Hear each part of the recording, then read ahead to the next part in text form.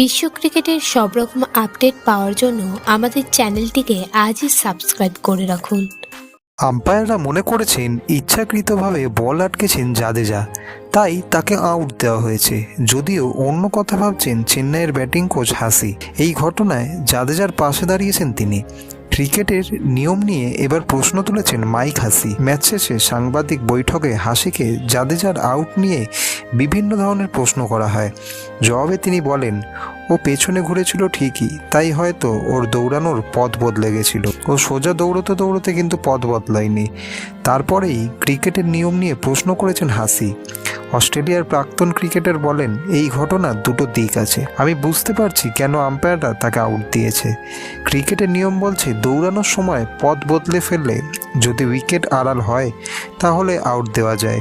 আম্পায়াররা সেটাই করেছেন, কিন্তু ওরা বিষয়টা অন্যভাবে দেখলেও পারতেন।